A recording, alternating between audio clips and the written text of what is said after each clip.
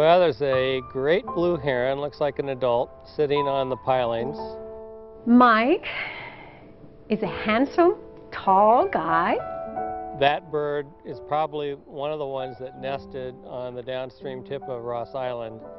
Mike only has one gear, and that's forward, and he might go fast forward or he might go slow forward, but he's always going forward.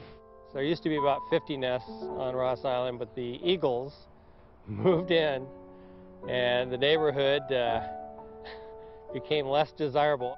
He's deadly serious in his quest, but he makes it all a pleasure. Very intense, very articulate. Well, you know, for a greenie, he's so tidy. You ever look at his beard? I mean, when I see Mike, I feel like I've been living on the street. Looks like he's looking down, or she's looking down at the river. If she sees a fish, she'll swoop on down and probably wade at the river's edge very stealthily and spear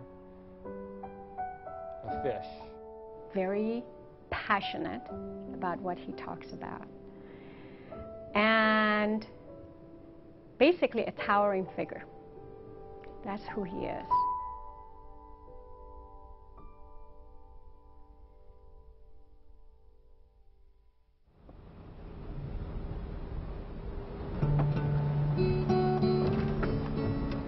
Launching from Willamette Park and paddling downstream is one of my favorite river activities, primarily because it's such a great example of integrating the green and the gray infrastructure, the natural environment and the built environment. And then there's the downtown skyline juxtaposed to all that green is just, I think, phenomenal.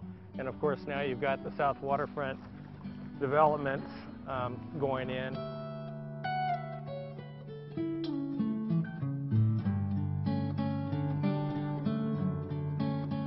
What is unique about South Waterfront, and obviously as it develops through time, we'll see how well the vision paid off, but the vision that the city and the developers and the neighborhood and other folks came up with was integrating nature with this new high-density development.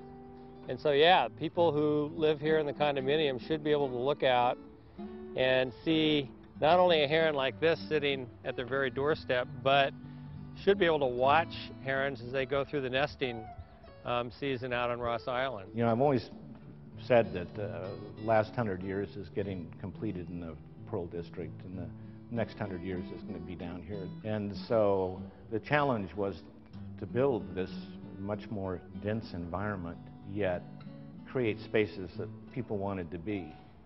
And so from our standpoint, going up, we felt was good because of the views and the different types of architecture that we could do. And so for us to give up on the Greenway, you know, it was a good balance.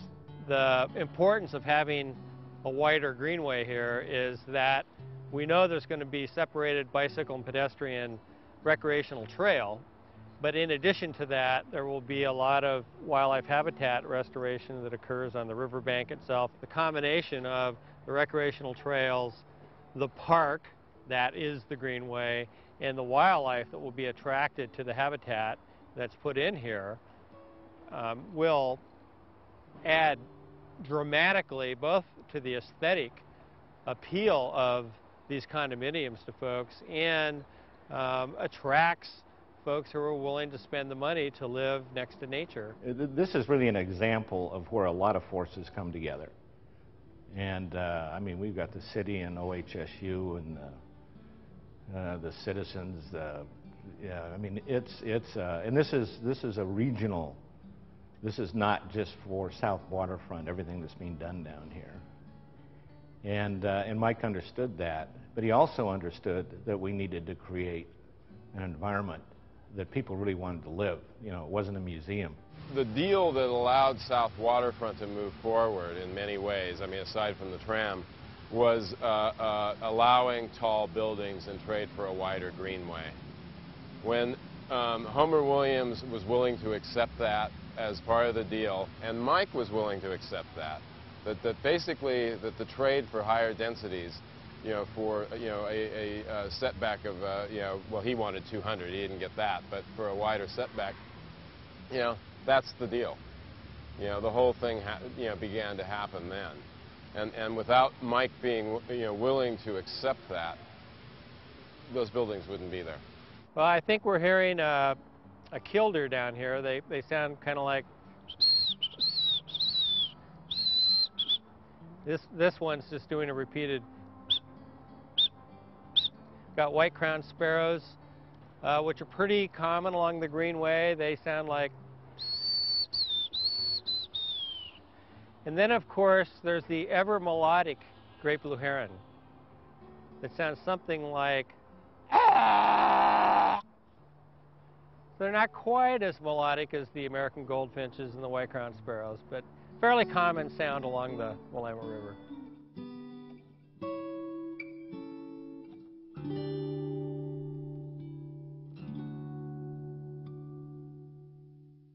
Well, here at Epler Hall, which is a combination of student housing and classrooms at Portland State University, the architects and the landscape architects working with the City of Portland, the Bureau of Environmental Services, figured out a way to harness the stormwater from this site, to capture it, to run it through a very artistically pleasing set of stormwater treatment facilities where some of the stormwater gets infiltrated in the ground, the rest of it gets captured and sanitized, and it's actually used in the building for flushing toilets and for irrigation and other uses, which means that about half of the water that normally would have gone directly into pipes and then off to the Willamette River actually gets captured. I think the longer he's been at it, the more cooperative he's become, and the more he recognizes that to have these things, you must have the builder, the architect, the developer, the owner appreciating what you do, and you only do that by understanding what he needs. And that's where he's coming to that point. And that's, I think, the big success. He does understand that there's a great deal of power in contrast. And that, that it's one thing to have, a wilderness area in which there are no roads. That's important. But it's also important to have surprising moments of unfettered nature, within an urban context, and that can be a powerful thing, both in terms of it being a functioning habitat, but that it can also be a powerful perceptual thing for people walking through, an urban area to come upon those things. In the spring, you come through the park blocks, late April, early May, when the neotropical migrants, those birds that go down south and hang out during the winter, come back here to nest. These trees are alive with pine siskins and warblers that are coming back from South America, passing through or perhaps even nesting in the trees. So that's also important wildlife habitat. And then obviously just the aesthetics. Looking down this long corridor of trees is one of the most beautiful views in the downtown core.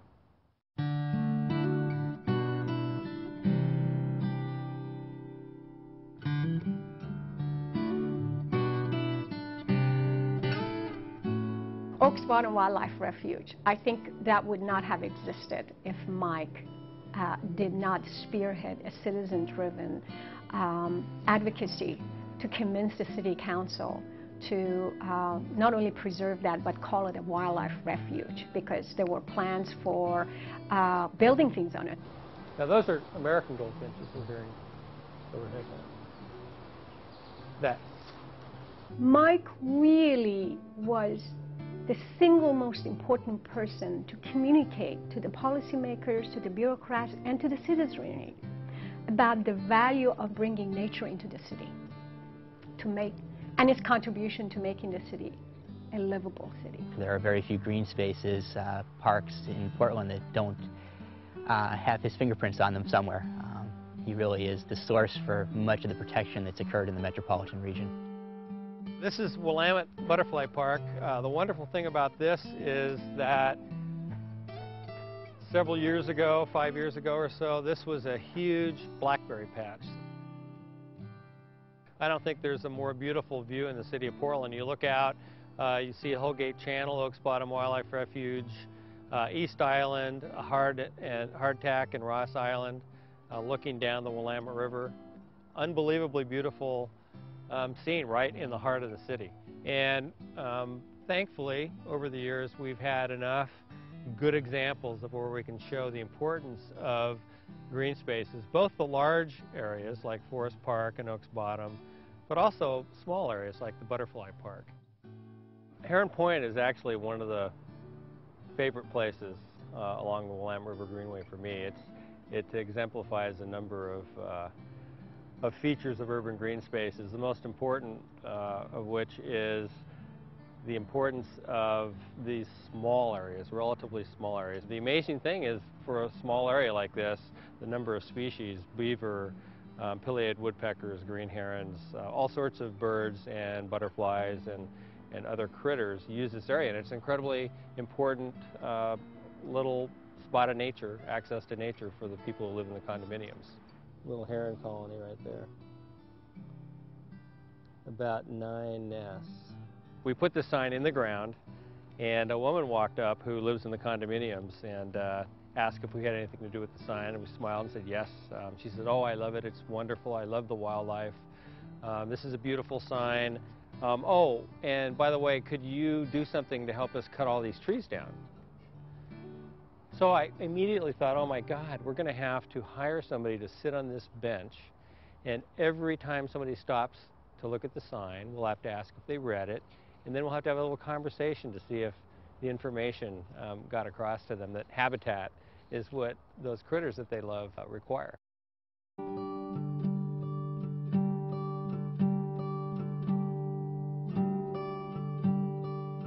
The idea for better integrating streams and areas, steep areas like Forest Park and so forth, actually came from John Charles Olmsted, who was brought here by the Citizen Park Board back in 1903. So these concepts are not new. These have been around for a long time. Seattle and Portland went in together to bring him out here, and he traveled back and forth between Seattle and Portland. Seattle had the money. They put up the money, and he actually designed their park system. In Portland, all he was able to do, because Portlanders were a little too chintzy, was to develop a master plan with no map whatsoever. So the maps that have been created that depict that system were actually done by folks who came later. What I think is great about Mike is that, there's, a passion, and there's a seriousness, and there's a cause in what he's doing. But, he also recognizes that it's politics and it's a game, and these things are not, necessarily life and death. He also understands the nexus between urban habitat conservation, housing, transportation. He's somebody that sees this as part of a much bigger picture, that it's one of the pillars of having a livable community. Another strength that Mike has is he's willing to be educated. I have seen him from being a very zealot to become more pragmatic. And as a result of his pragmatism, he's been able to achieve far more than the way he used to operate, which was either my way or no way. That's been really the essence of his success. Educating people, allowing himself to become educated, and looking at things in a holistic manner rather than one, either this way or that way. It's not a black and white issue for Mike. I think the longer he's been at it, the more cooperative he's become, and the more he recognizes that to have these things, you must have the builder, the architect, the developer, the owner appreciating what you do, and you only do that by understanding what he needs. And that's where he's coming to that point. And that's, I think, the big success. We're partnered with Girding and Needland in these projects we're building down here. These guys are leading the country in green buildings and in green development. And it's been a great experience for both of us. We've learned a lot of it, and we're converts. And Mike's in the front of that. And I think that's one of the great things that he has brought to the city. And we're very lucky to have a man like that here. A friend of mine, Robert Michael Pyle, wrote a book called The Thunder Tree. And in that book, there's a chapter titled The Extinction of Experience. And the question he poses is, what is the extinction of the condor to a child who's never known a wren? The point being, of course, why should anybody care about something exotic out there that they probably have never seen and may never see in their lives when they don't have the opportunity to hear a song sparrow singing in their backyard or a Buick's wren? I was surprised when they said they were going to put him up for this, being a developer. But when I thought about it, I thought, you know something, it's a brilliant choice, because the guy is very additive to what this city is becoming, and it's important that he gets recognized.